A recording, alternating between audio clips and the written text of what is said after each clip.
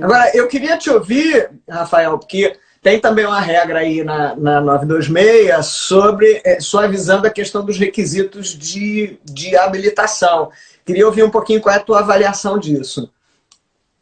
Então, você tem algumas relativizações já no processo, na fase externa da licitação, que são também dignas de nota. Uma dessas novidades é essa, de relativizar alguns documentos de habilitação. Então, a lei ela permite que você faça uma dispensa de documentação. Então, você pode dispensar algumas certidões, algumas exigências de regularidade fiscal, etc.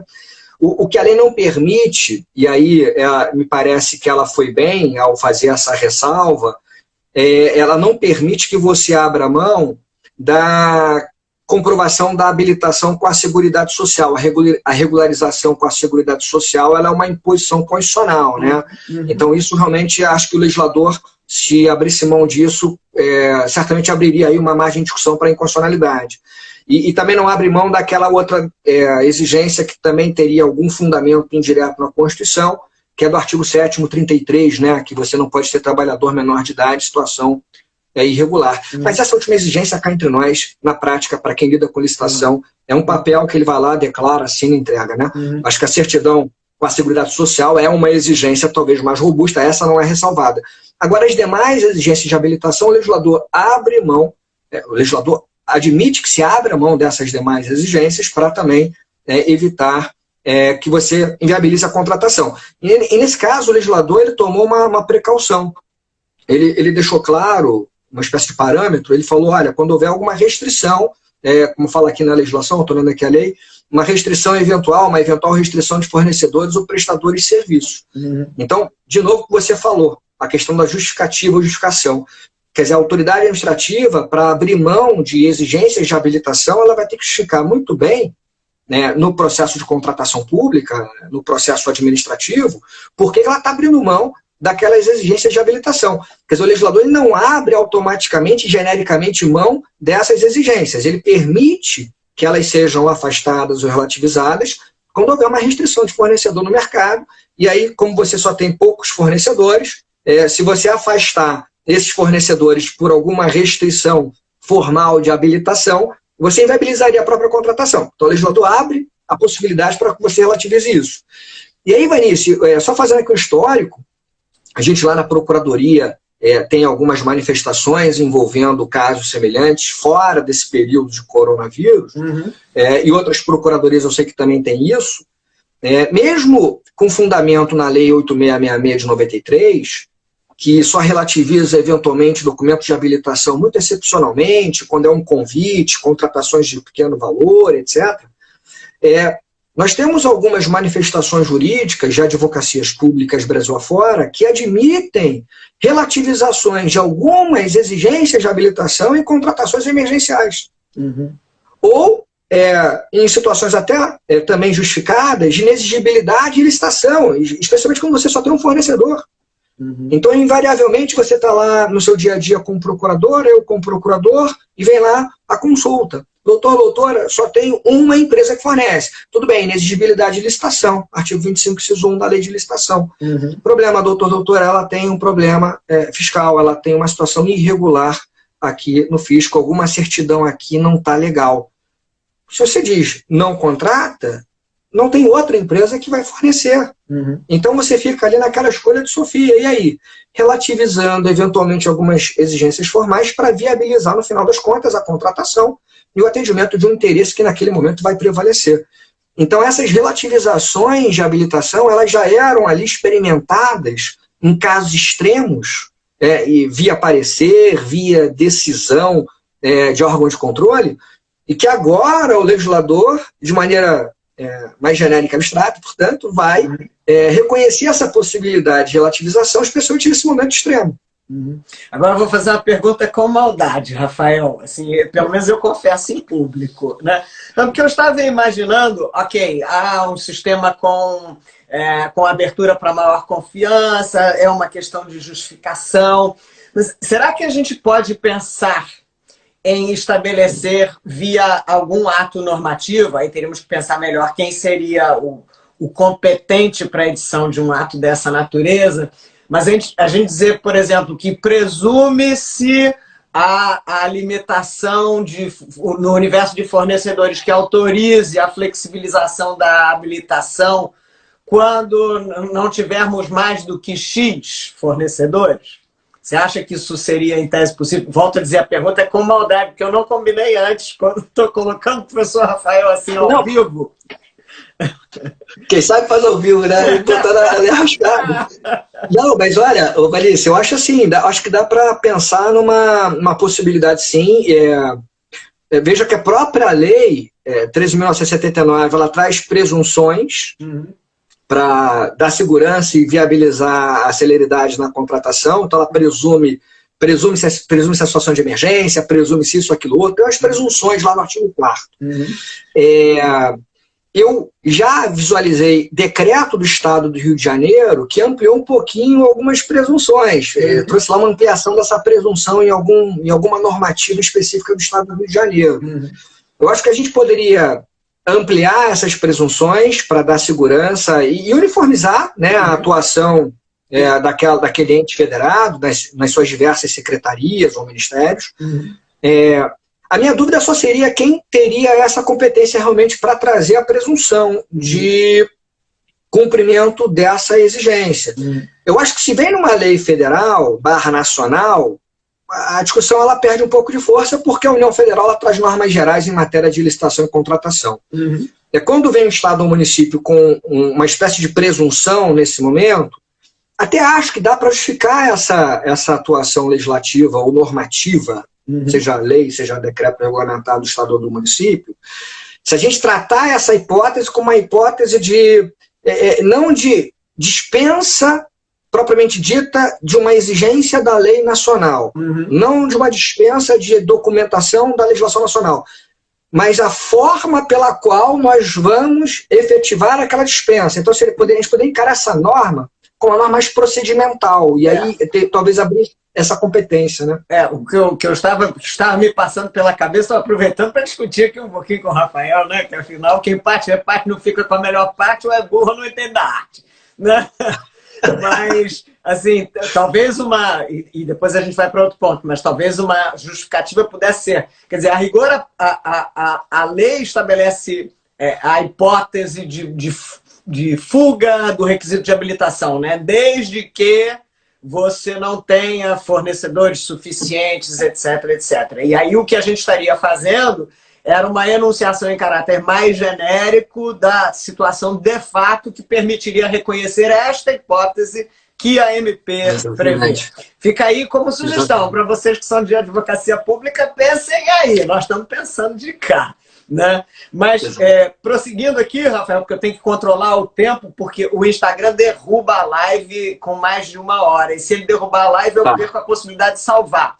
Por isso que eu estou aqui fazendo tudo ao mesmo tempo, gerenciando o óculos, o tempo, é uma confusão. Né?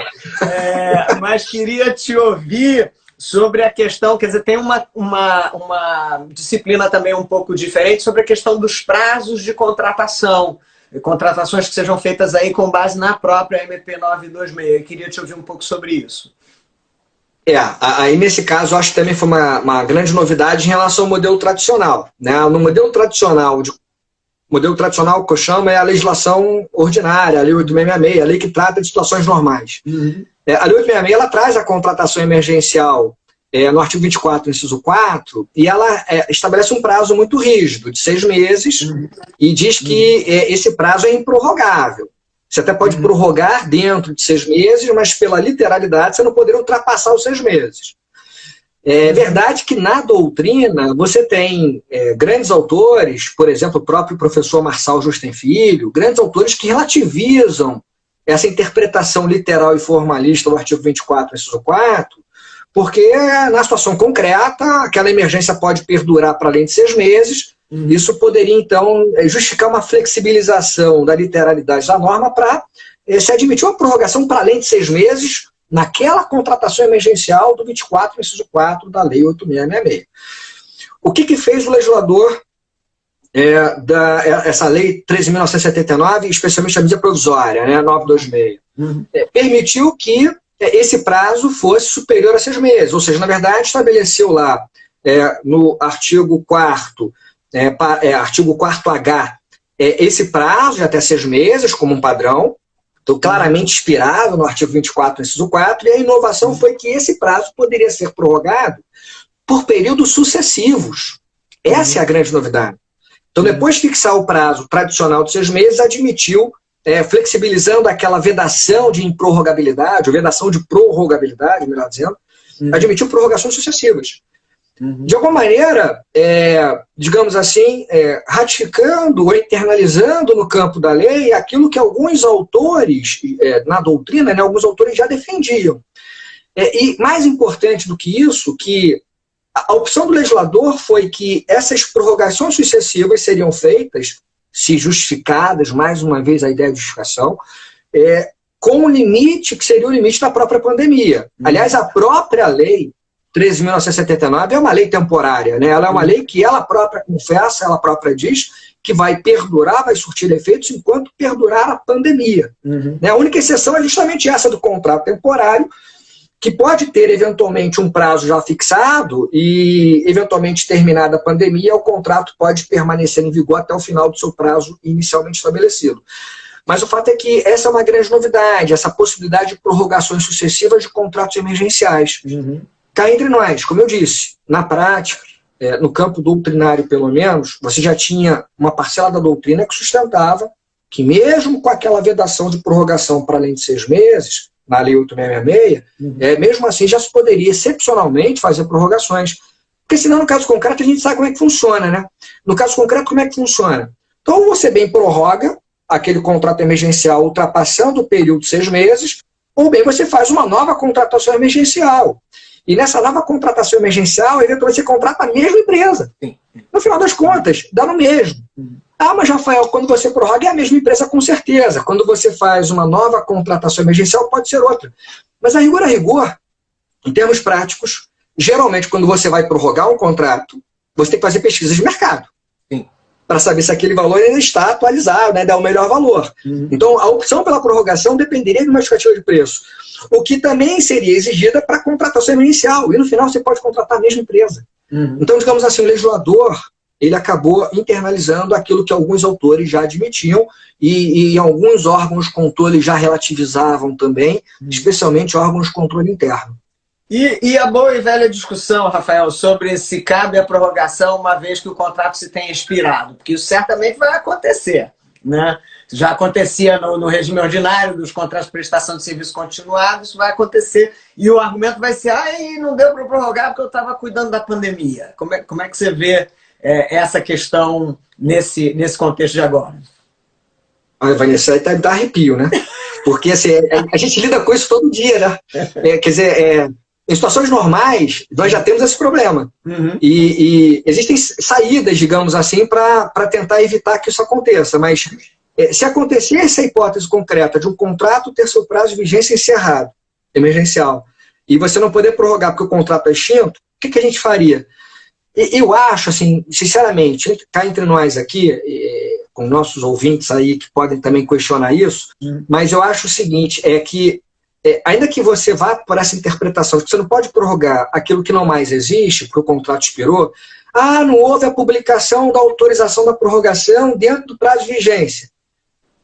Foi autorizada com efeito retroativo após a extinção. Aí começa a discussão. O fato é que, mesmo extinto o contrato e não prorrogado a tempo, o que eu acho é que poderiam haver duas situações concretas que poderiam ser regularizadas a posteriori. Primeiro, você poderia ter a permanência na prática daquele contrato, ou seja, na prática o fornecedor continuaria fornecendo, você teria depois que fazer um termo de reconhecimento de dívida, porque você teria um contrato verbal. Ou você faria, então, uma nova contratação emergencial, mesmo que fosse com esse mesmo fornecedor. Mas, pelo menos, formalizar esse novo processo emergencial de contratação, ainda que de maneira mais séria. Prorrogar o contrato que já foi extinto, talvez venha abrir mais questionamentos. Eu tenho esse receio em relação aos órgãos de controle externo depois. Você talvez corra mais riscos prorrogando um contrato que já foi extinto do que eventualmente fazer uma nova contratação emergencial com aquela mesma empresa.